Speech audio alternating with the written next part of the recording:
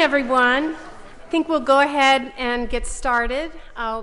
Welcome to today's lecture.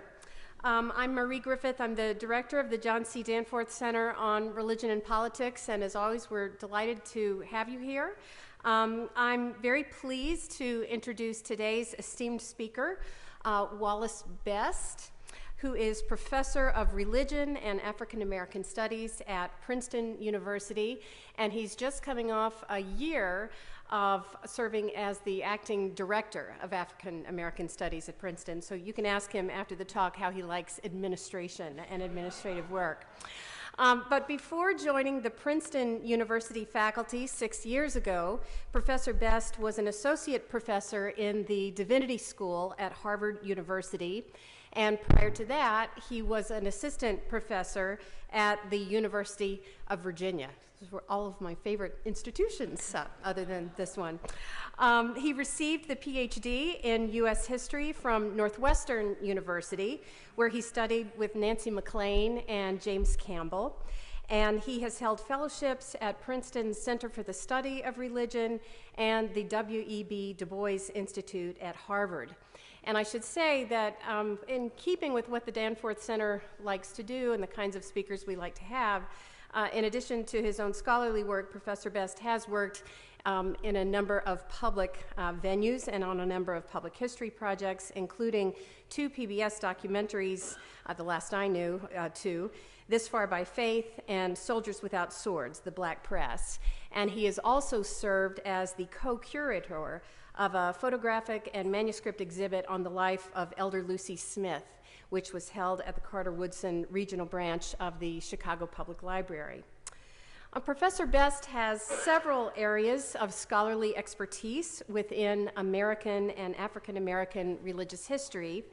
These include religion and literature, Pentecostalism, including a very close focus on women and women leaders in the Pentecostal tradition, such as Elder Lucy Smith, and womanist theology.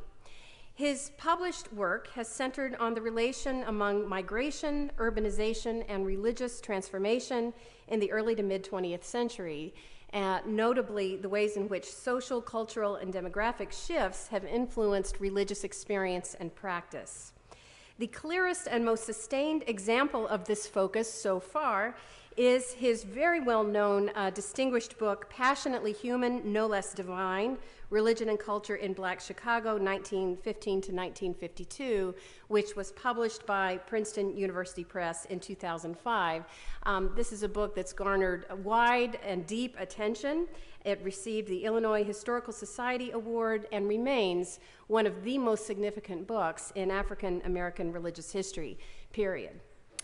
A number of book chapters, articles, and encyclopedia entries have also emerged from the research he pursued for this book, and he's lectured very widely in both academic and public venues on these topics.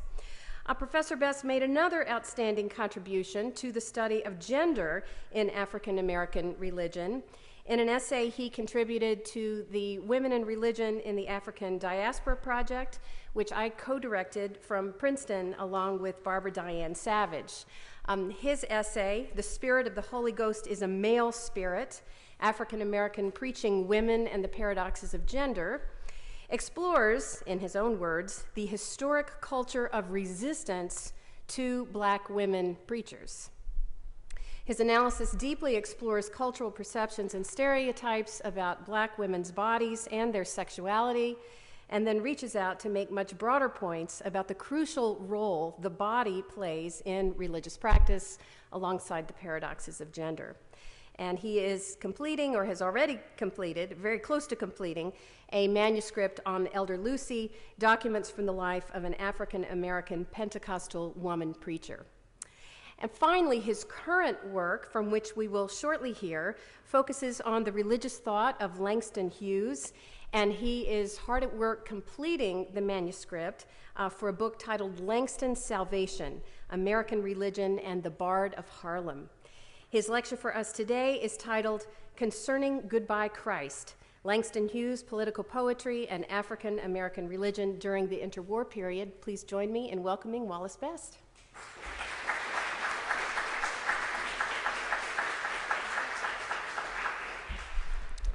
Thank you very much.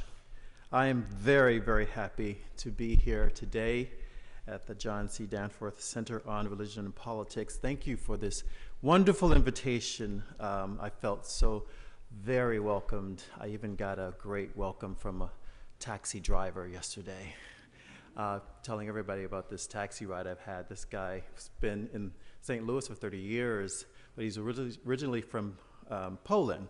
He's a big booster for your town, so he gave me a great introduction, and then you put me up in that nice hotel, so how can I complain? It's been very great to be here, to see your warm smiles, to meet with people. I want to give special thanks to my very good friend, Marie Griffith, the director of this great center. Thank her for her warm friendship and generosity over the years, stretching back to our Northwestern days. Is that correct? And we met there and bonded over the wonderful book, her first book, God's Daughters, which I was allowed somehow to blurb that book as a graduate student. It's been an honor for me to be associated with that great study, and thank you for being such a great friend. And also to Lee Schmidt, from whom I've learned so much. Lee, you will hear your voice in this presentation today. I've learned so much from you, and much of what I have to say here is born from your work. And Rachel Lindsay, where are you, Rachel? Rachel Lindsay, one of our top graduate students in the Princeton department, is now here. We are so proud of her, and also of Rachel Gross, another one of our great graduate students whom we are immensely proud. And they're both producing great scholarship that is certain to make great contributions to the study of American religion. So Rachel is here somewhere, Rachel Gross. My good friend Lerone Martin is somewhere around here, I think, too. Lerone, good to see you. He has written an exciting study about J.M. Gates that is the first of its kind, and I can't wait to see that book on the shelves. So thanks to you all. I have many great friends and colleagues in the audience. Jeffrey is here, Mark. I won't start naming more names, I'll get lost, but thank you for this wonderful invitation. So this is from my latest book, Langston Salvation. What I want to do today is present you with some of the research, and I'll take up about 45 minutes of your time. The research for my latest book, Project Langston Salvation, American Religion, and the Bard of Harlem. Chapter 3 of the book, Concerning Goodbye Christ, is the story of one of Langston Hughes's political poems of a religious nature, as I call them. It is the story of what happens when one engages in the dangerous enterprise of saying what one means and meaning what one says, even in a poem. You may have to account for it one day, Langston Hughes did, as he proclaimed amid the aftermath of the story I will tell today, politics can be the graveyard of the poet, and only poetry can be his resurrection. On the whole, this chapter is my attempt to figure out how I can approach literary sources as texts that are useful for my work as a historian of African American religion. How does the work of African American novelists and poets shape and perhaps reframe the way I recount American and African American religious history? My approach to this inquiry is as a cultural historian who wants to make use of African American literature in his exploration of the past. And in that effort, I hope to further illuminate the various ways religion has operated in American society, as well as expand the source base by which we chronicle the rich history and traditions in American religious institutions and cultures.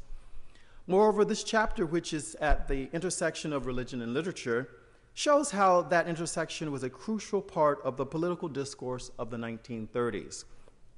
I want to build on the recent work of Joseph Surratt, who argued convincingly that, quote, religion shaped the vision of many Negro artists, unquote, and writers, I will add, during the Harlem Renaissance and beyond. Although historians have not often appreciated as much, the worlds of politics, religion, and the arts were not that far apart and often engaged in robust exchange. As early as 1938, Benjamin E. Mays acknowledged as much with his now classic study, The Negro's God as Reflected in His Literature. As we shall see, a poem with religious content could be a catalyst for a vigorous political discussion during that time. But more important, religious poetry could be the means of that discussion. Concerning Goodbye Christ serves part of the larger aim of my book, which is to push the study of African American religious history beyond Protestant narratives that privilege the confessional voices that dominate the history and the historiography. Hughes, I argue, is representative of a host of Black artists and writers active during the middle decades of the 20th century who had a great deal to say about American religion from a vast array of perspectives. Hughes and others were part of what Surratt has called the crucial battleground of religion during the interwar period. But we begin with the story of the poem, Goodbye Christ. On the afternoon of November 15, 1940, Langston Hughes was headed toward the exquisite Vista del Arroyo Hotel in Pasadena to attend a luncheon in celebration of his recently published biography, The Big C. As the car in which he was being driven, he did not drive, got near his destination, he heard the strains of Irving Berlin's recently revised God Bless America.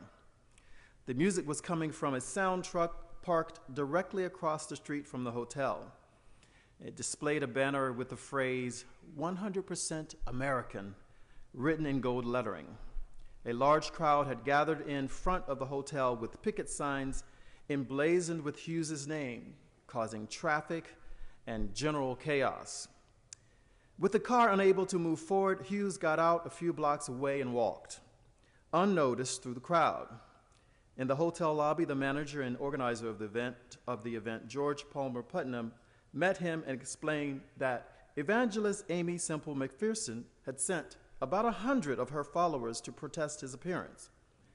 McPherson had recently denounced Hughes from her Angelus Temple pulpit as a, quote, radical and antichrist, unquote, saying, there are many devils among us, but the most dangerous of all is the red devil.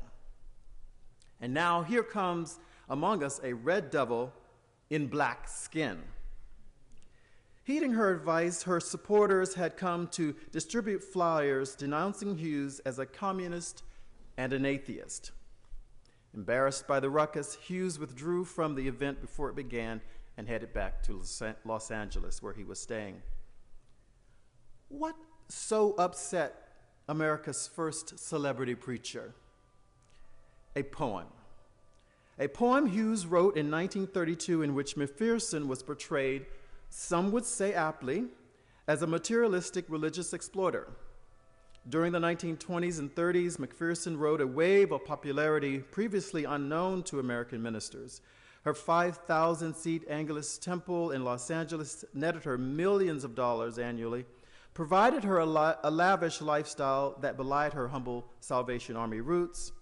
By the time her name appeared in Goodbye Christ, McPherson's career had already been marked by charges of charlatanism, lawsuits, a mysterious disappearance, an even stranger reappearance, 2 divorces, and a sex scandal. She was on a roll. Here's the heart of the poem. And mind you, this poem would haunt Hughes for the rest of his career. Goodbye, Christ. Here it is. Goodbye, Christ Jesus, Lord God Jehovah. Beat it on away from here now. Make way for a new guy with no religion at all.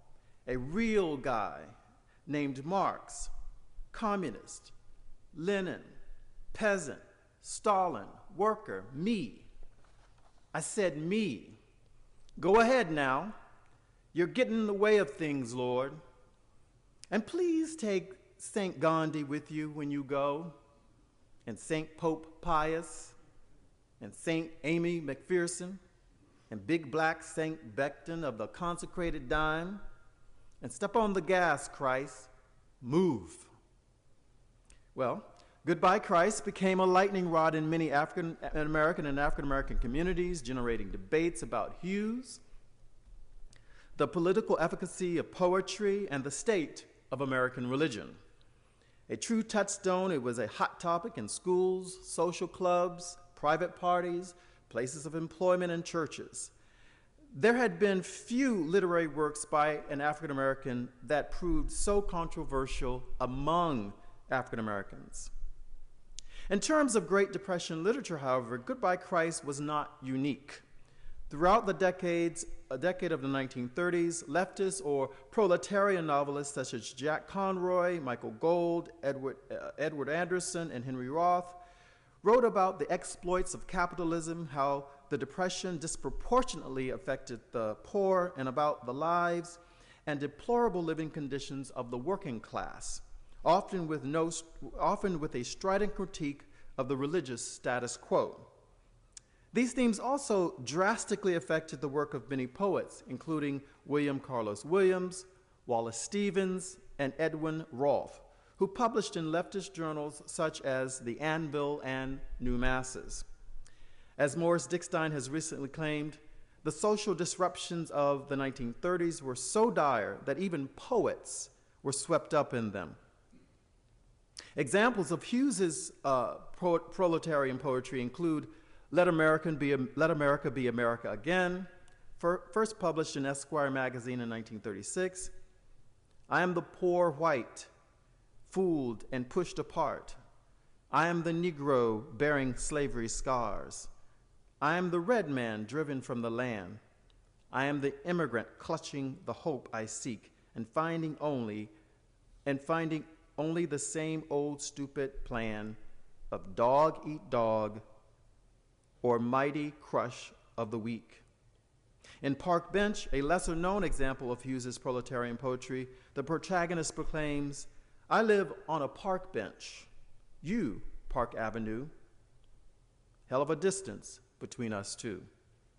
Goodbye Christ belongs among this proletarian literature for its social commentary on the indifference of governmental powers, on poverty, and the juxtaposition of the haves and the have-nots. But there's so much else going on here. Despite McPherson's claim and the assertion of many Hughes scholars, Goodbye Christ was not a declaration of Hughes's commitment to communism, nor was it a statement of his disbelief in God. That contention is an oversimplification, and it is a distraction. What I'm arguing in this chapter of the book is that more than anything it could say about Hughes himself, Goodbye Christ emerged as a perfect expression of what I call the culture of complaint and critique of American religion among black writers and clergy during the interwar period. In the aftermath of the fundamentalist modernist controversy of the 1920s, the 30s were a destabilizing time for religion in America as notions of American religious identity were being negotiated and contested. For African Americans, that negotiation and contestation took two forms, two of many. First, in the surprisingly widespread assertion that communism was more, quote, Christ-like than Christianity. And second, in the dire appraisals of the state of black churches and the call for a new religion. The seemingly anti-religious rhetoric of Goodbye Christ doubtlessly appeared shocking to most people, but a number of black and white ministers from across the nation echoed the sentiments of the poem throughout the decade of the 1930s.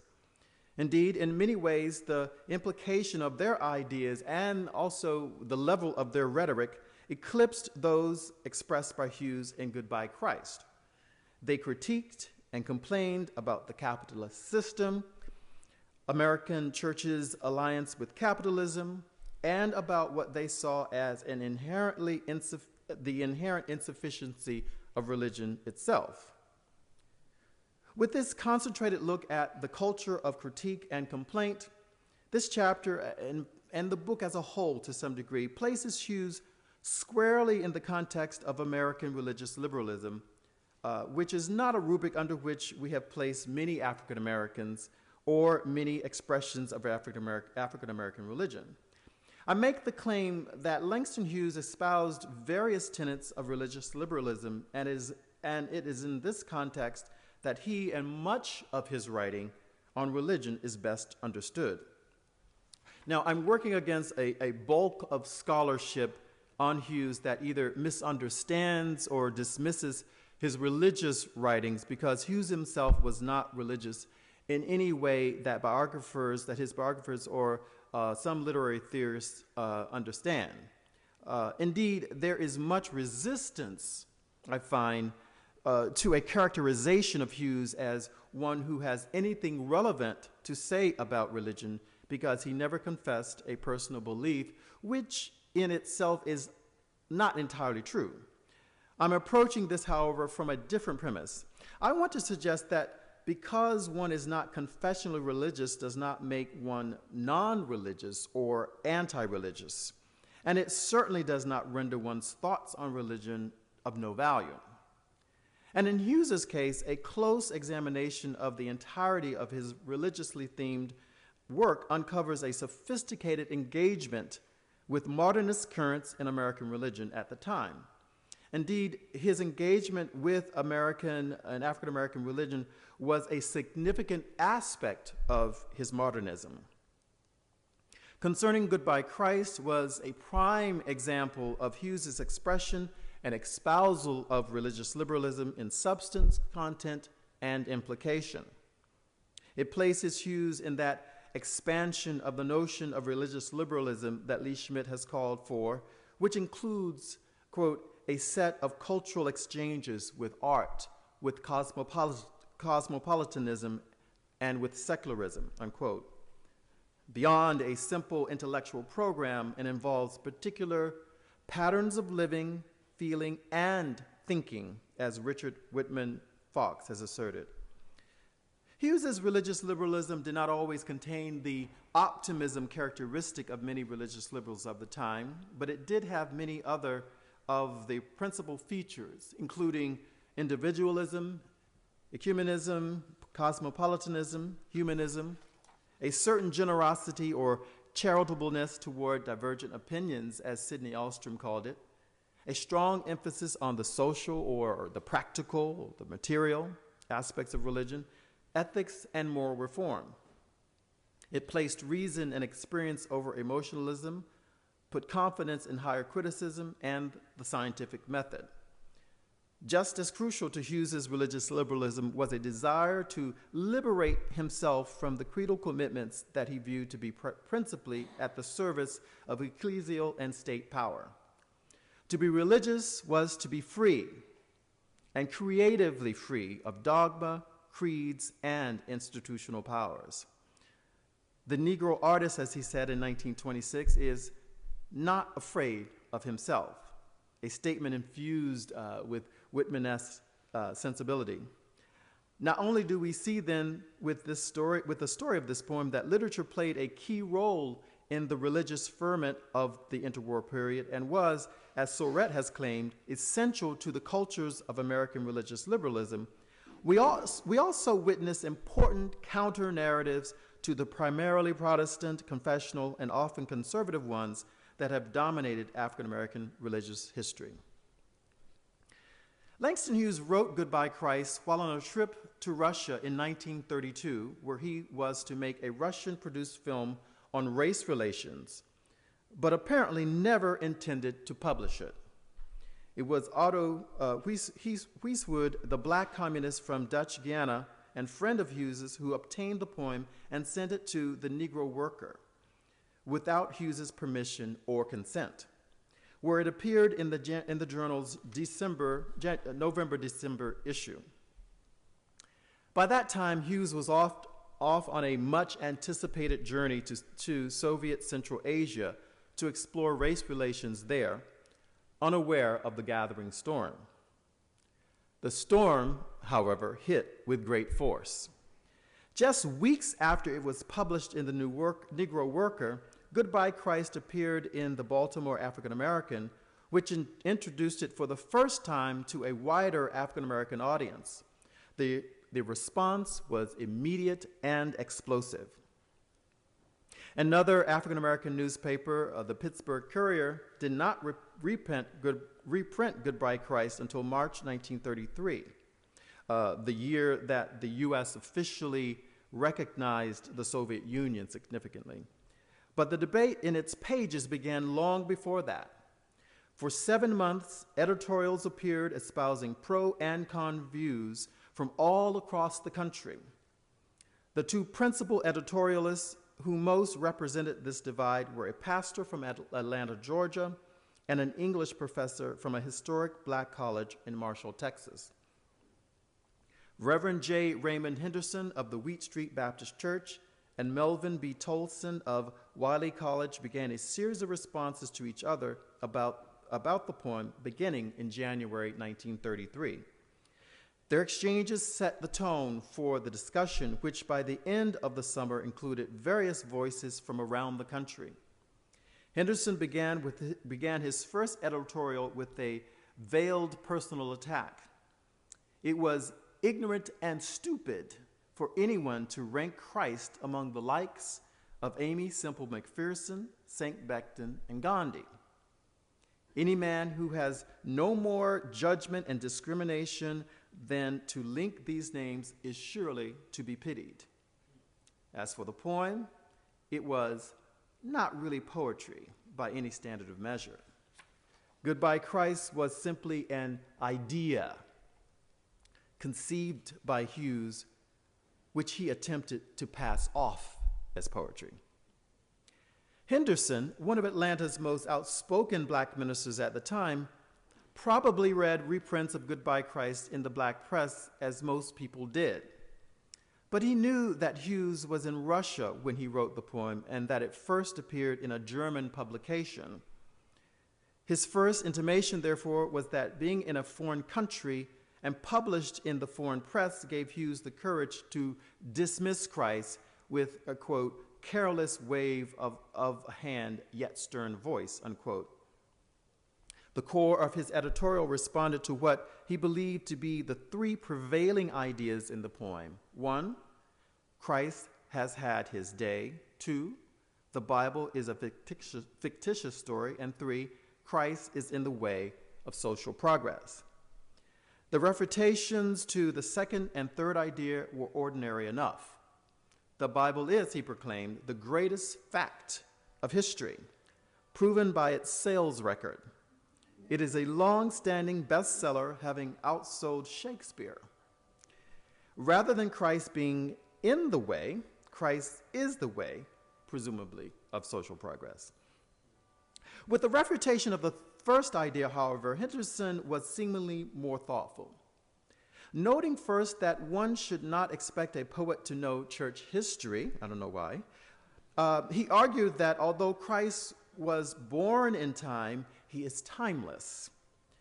Every generation experiences its own spiritual awakening through a fresh discovery of the meaning of Christ.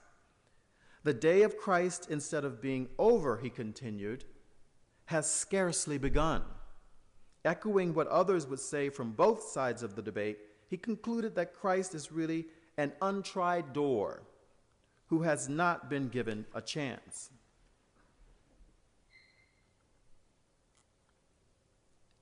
Melvin B. Tolson responded to Henderson's theological refutation of Goodbye Christ from a standpoint that was sociological, pragmatic, political, and perhaps prophetic. First, he addressed the personal attacks. He claimed they demonstrated Henderson's lack of familiarity with Hughes. Tolson had made Hughes's acquaintance while completing an MA at Columbia University studying the Harlem Renaissance. He was particularly troubled by the insinuation that Hughes wrote the poem to gain notoriety and that he was not sincere. Nobody who knows Langston Hughes intimately can doubt his sincerity. He has always stood for the man lowest down and has sought to show his essential fineness of soul to those who were too high up by the accidents of fortune to understand. For Tolson, Langston Hughes was, quote, a Catholic a rebel, a proletarian in his personal life and in his poetry and criticism, unquote. A characterization he would expand in his thesis, The Harlem Group of Negro Writers. As for Henderson's claim that Goodbye Christ was not really poetry, Tolson, a poet in his own right, quipped, "Certain men of the cloth have a way of becoming self-styled judges of everything." Tolson then launched into his reasons for supporting Goodbye Christ. The poem was a challenge and a warning to all American churches and to all Christians.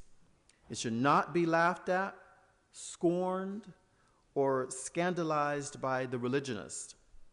Those who did so were illogical and in peril. The poem spoke to the current tragic modern conditions, as well as to the failings of the church to meet those conditions. It was an outgrowth of the church's disregard for the ills of society. The world is in terrible condition today, and if Christianity does not do something to solve the problems of humanity, it will have hurled at it repeatedly such challenges as Goodbye Christ, he declared. The terrible social and economic conditions of the day and the church's lack of response prompted the seeming interest in the Soviet system of government. The Soviet system of government was, in fact, again, more Christ-like than American churches. Throughout the 1930s, many African-American clergy concurred with Tolson's point about communism being more Christ-like than American Christianity. African Methodist Episcopal minister D. Ormond Walker, for example, asserted in 1933 that Jesus was the founder of communism. Jesus gave communism to the world before Marx or Lenin or Stalin, he insisted. In Tolson's view, followers of Marx carried out the teachings of Jesus with tenacity and verve. American Christians, on the other hand, involved themselves in self-serving trivialities. The leaders of Christianity live in comfortable homes, ride around in big cars, and collect pennies from washerwomen. Magnificent edifices are erected while people go hungry and shelterless. Preachers uphold or see not the vestiges of big business. For Tolson, the issue was not so much what the poem said or didn't say about Christ. Indeed, he asserted he was not interested in, quote, what Mr. Hughes thinks of Christ, unquote. He was more interested in the reason for the poem than the poem. And the reason for the poem was the pitiful state of affairs in 1930s American society. He ended his response to Henderson by calling for radical change among American churches. The time was past for a church unconcerned with the things of the world. Christianity must come down from the pulpit and solve the problems of the day, he says. Men will no longer listen to the echo of that beautiful but illogical spiritual of long ago, "You may have the world, but give me Jesus." Jesus would never sing a song like that, Tolson concluded. He was a radical and a socialist whose guns were turned on big business and religionists, and who heralded a new economic, social, and political power. This was apparently all too much for Henderson, who responded to Tolson by simply restating his earlier points and calling for an end to the debate. The debate about Goodbye Christ, however, did not end. Though the exchange between Henderson and Tolson ceased in the pages of the Pittsburgh Courier, in the ensuing months of the debate, it actually gained momentum, prompting even deeper discussions about the state and the fate of American religion. Henderson and Tolson had clearly framed the discussion, leaving many editorialists either to react to or expound upon points the two men had made. J. Edward Hines from Louisiana was the first. Hines sided with Henderson in his attempt to understand, quote, just what Mr. Hughes really means by goodbye Christ, unquote. He posed a question. Can the guy with no religion at all really improve society? And he provided his own answer. Noting that communism supports equality and citizenship rights for all and was opposed to lynching, and the numbers of which had spiked again in the early 1930s, and supportive of the lower class against capitalism, he asserted no depressed man would abhor that platform of the guy with no religion. Indeed, the true teachings of Jesus and communism share much in common, so you see the theme there. Both disapproved of race discrimination. Both disapproved of trials like the Scottsboro trial and a denial of the ballot to Negroes. So the challenge was not to Christianity in general, but to the living tombs, his words, of the American church. The appropriate title of the poem for Hughes to write, he proclaimed, would be Come Back, Christ. James Oliver Slade, a professor of social sciences at Morris Brown College, weighed in. Slade wanted his readers to understand up front that he was a Christian.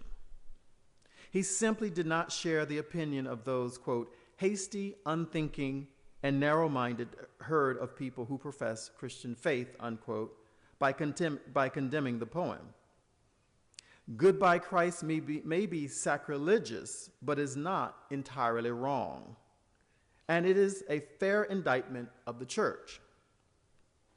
Like Hines, Slade found communism to be more Christ-like than American churches. Communism's, quote, altruistic platform, unquote, showed more compassion than the American churches and the American political system. And if communism was more Christ-like, then Hughes was, quote, not so unchristian after all, unquote. Edward Taylor followed Slade's editorial with an impassioned one of his own, where he argued that the American church had strayed so far from the teachings of Jesus that many people, such as Hughes, were merely asking, is it the true religion, or shall we look for another? The religion that Jesus taught was not circumscribed by race, creed, nation, or theological dogmatism. It was, quote, universal in its application and all-inclusive in its scope, unquote. For Taylor, this was the religion to which Christians must return, and the great furor roused among ministers who vilified Hughes and his poem only point to the fact that somewhere something is wrong with the present-day conception of religion. Now, to these assertions about the Christ-likeness of communism were added stunning calls for a new religion, and they used that term, new religion, for Black Americans. One of the first to do so was Reverend W.H.R. Powell of Philadelphia, president of Virginia Theological Seminary in Lynchburg, Virginia. During his keynote address at a Baptist seminar held in Washington, D.C. in July 1933, Powell proclaimed that Black Baptists and Black Christians by extension were faced with a choice. Stand aside and make room for a new leadership outside of and contrary to the church, or create a new leadership and a new faith responsive to the needs of the day. For Powell, a, quote, new social order, unquote, was the pressing need. The social injustices that exist around the world, which Black Baptists, in his estimation, seemed woefully unaware of, were what had prompted the Russian Revolution in 1917, the upheavals in Spain and Italy, as well as the rise of the Nazi movement in Germany. In order to face the demands of the modern world, he recommended a complete revision of Black Baptist creeds and articles of faith. I'm quoting here, "The principles of Jesus Christ are subject to reinterpretation at the crossroads of every crisis, when it becomes evident that old interpretations are outgrown," unquote. Speaking at the same Baptist convocation, Reverend M.A. Talley opened his address with a question he believed was on the minds of many Black Americans. Is this the Christianity intended for us, or shall we look for another? In answer to the question, Talley, a pastor of Mount Zion Church in Indianapolis, concluded that Blacks had adopted a form of Christianity from, quote, Anglo-Saxons, unquote, that had been de-Christianized and no longer reflected the values of Jesus. The Christian religion had become corrupted and was merely a wolf in sheep's clothing. It was no longer the bride of Christ. It was, quote, the harlot of the nations, unquote. There was a point at which Blacks had marvelously profited from Christianity, he asserted. But since the time of slavery and emancipation, Blacks began to absorb more of the, quote, distorted, unquote, religion of whites and have since not only lost Christ, but we have lost his power and personal life in our religion, he says. Blacks needed to repudiate that which was handed down to them and to make a new religion. Dr. L. H. King, pastor of St. Mark's Methodist Episcopal Church in New York, had an even broader message that was secularist in tone and in the tradition of religious liberalism emphasized God's immanence over transcendence. Rather than implicating his or another denomination for current social ills, he asserted that religion itself was the problem. Speaking at a Methodist Episcopal clergy's conference, King argued that religion was insufficient for the, quote, present age, unquote, and must undergo radical change if there was to be any hope for relevance in the modern world. The economic interests of the powerful who agitated class and racial division controlled religion in America.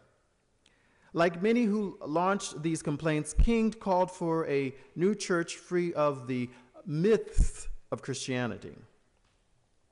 The new church must be more than theological teaching. It must imbibe more of the immanence of God in its relations to humans. This is him speaking. It must save the lives of men rather than seek after the elusive thing called the soul. Not one of 10,000 persons believes in a hell, and a new religion that will bring the richest, fullest, and freest experience in living will be the only thing that will meet the demand caused by the revolution in the hearts of the people against the old order.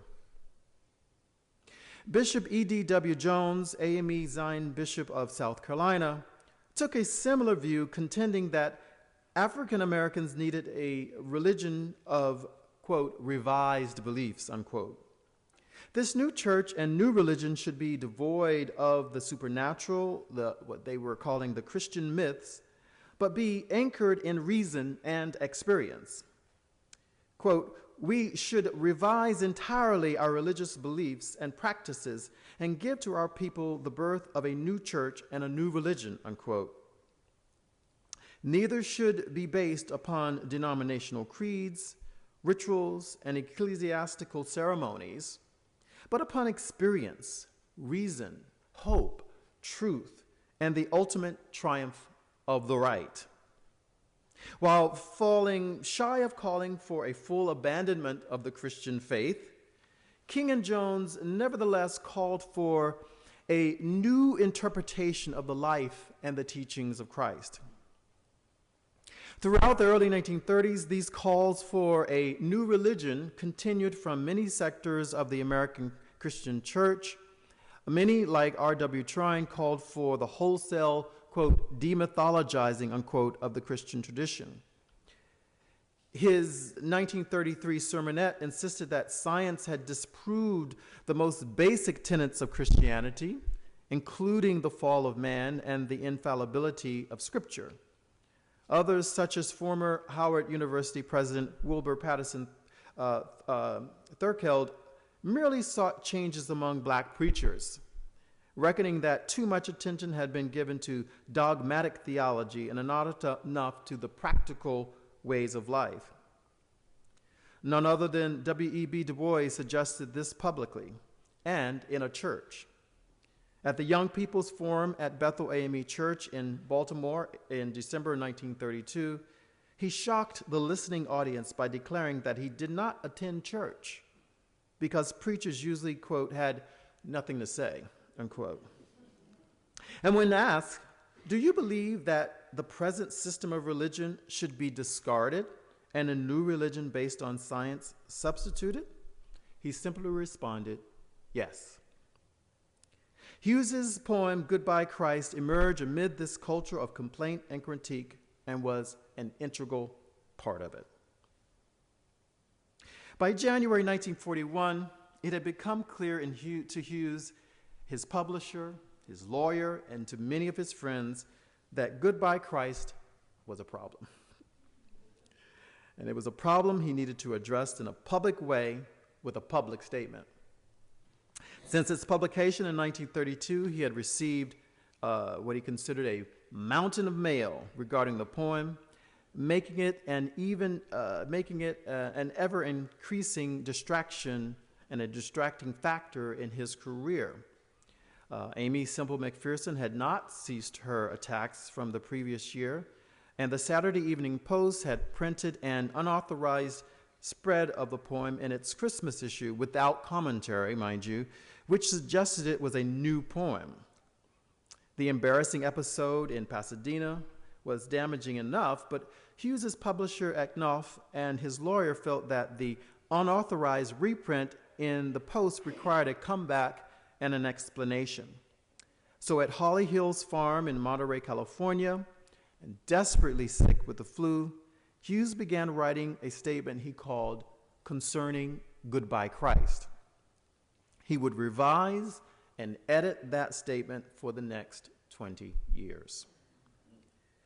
Hughes disliked statements, but he was even more adverse to controversy. And he was distraught that a poem from his past required any response at all. Writing several friends throughout the months of January and February in 1941, he revealed just how disheartened he had become. To Matthew Crawford, he wrote, "Golly, how I hate all this controversy.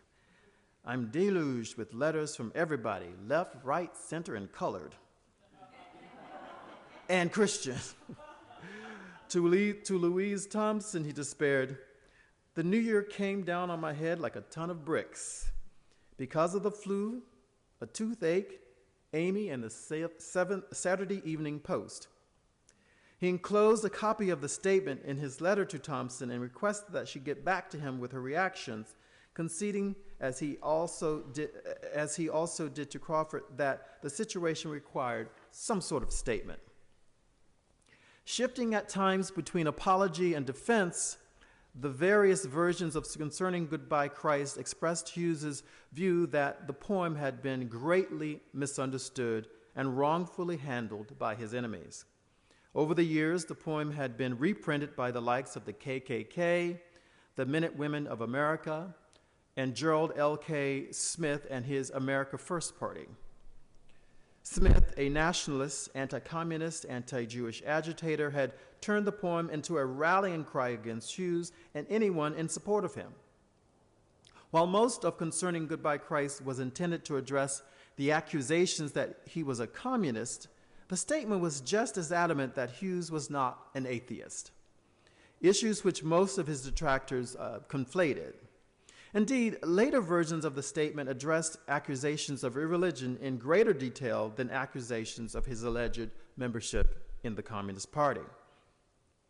The first versions of Concerning Goodbye Christ struck a defiant and politically charged tone. Hughes characterized those who used the poem to strain his reputation as the, quote, most anti-Negro, anti-Jewish, anti-labor, and anti-Roosevelt groups in the country, unquote. They could, quote, hardly be called Christians, unquote, because their actions did not honor Christ. They made democracy and religion a reactionary evil, his word, that masked their hatred of blacks and their anti-Semitism. Conceding that he had once belonged to organizations that supported leftist causes, as did other high-profile Americans such as Ernest Hemingway, Dorothy Parker, and Vincent Sheen, Hughes concluded the statement by asserting his, quote, freedom of speech, unquote, and his right to oppose his attackers. The poem was no reflection on Christ and was not intended to be anti-religious, as they claimed. It was rather a poem against racketeering, profiteering, racial segregation, and showmanship in religion at the time. I felt was undermining the foundations of the great and decent ideals for which Christ stood. Hughes tempered the defiant tone of the statement when he was called before Joseph McCarthy and the Permanent Subcommittee of Investigations in March 1953, one of 169 that would be held in 1953 and 54. Hughes's summons to appear offered no explanation. But within the first few moments of the interrogation, it was clear that Goodbye Christ sat at the center of the committee's interest in questioning him. They may also have been concerned about Hughes's rumored homosexuality, although they posed no direct questions in that regard.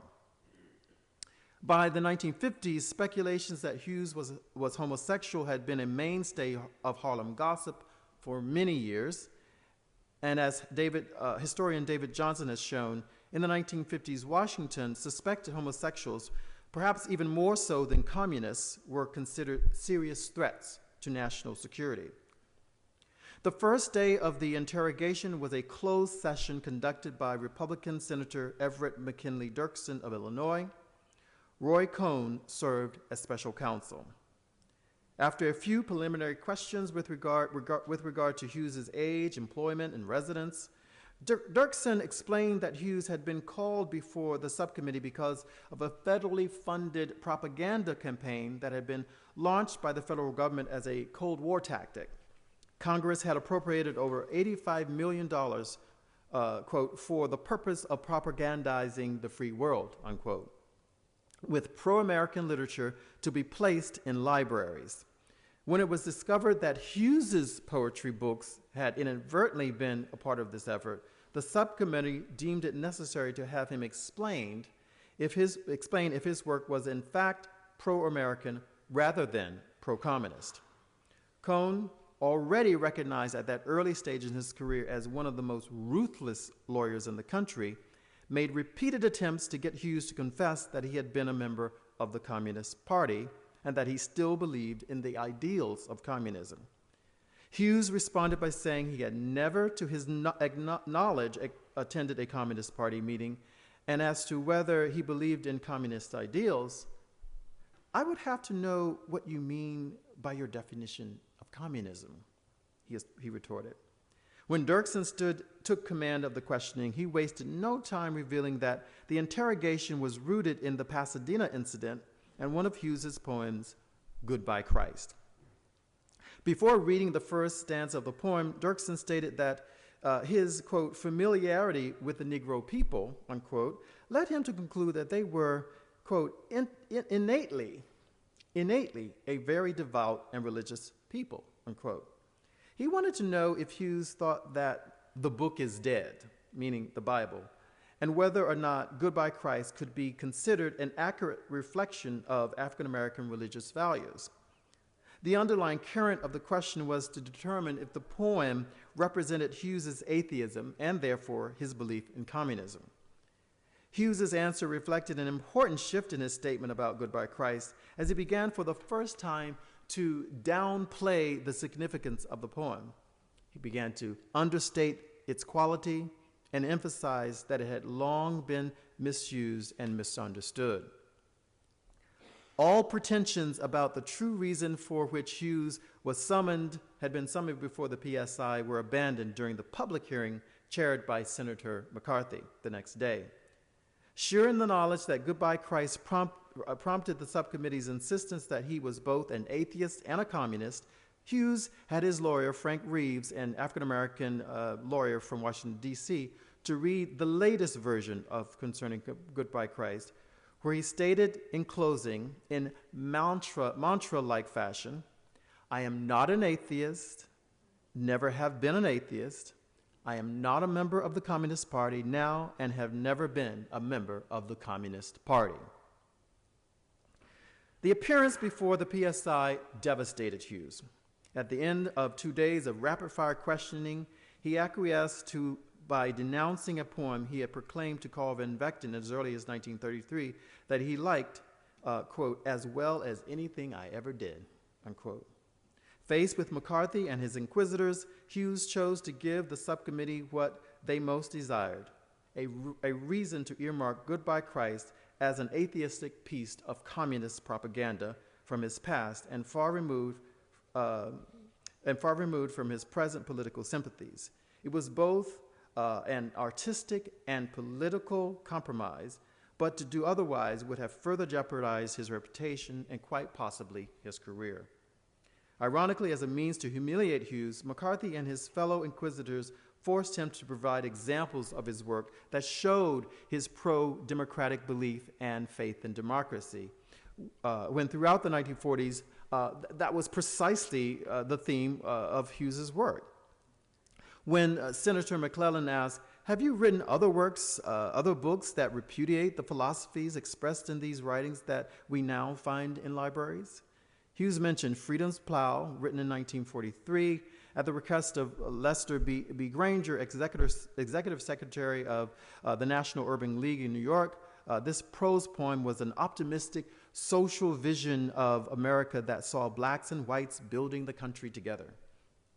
America, land created in common, dreamed, nourished in common. Keep your hand on the plow, hold on.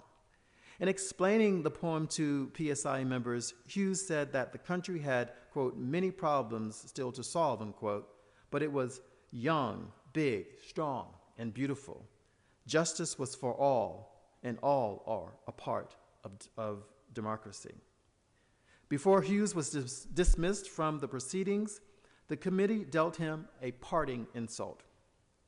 McCarthy asked him if he felt he had been, quote, mistreated, unquote, by the subcommittee during the interrogation. Hughes replied that he was agreeably surprised at how courteous and friendly the proceedings had been, particularly from Dirksen, who was, quote, most gracious, unquote. Not once throughout the 2-day session was Hughes pressed to further expound upon his stated intent that Goodbye Christ aimed to address profiteering and racketeering in American religion. It's a very, very sad moment where Hughes just concedes. He wants to get out there. His final request was, "Am I excused now?" And they said yes, and he was gone. By the early 1960s, versions of Concerning Goodbye Christ made little mention of Hughes's enemies, the wrongful way that they were using the poem, or of his freedom of speech.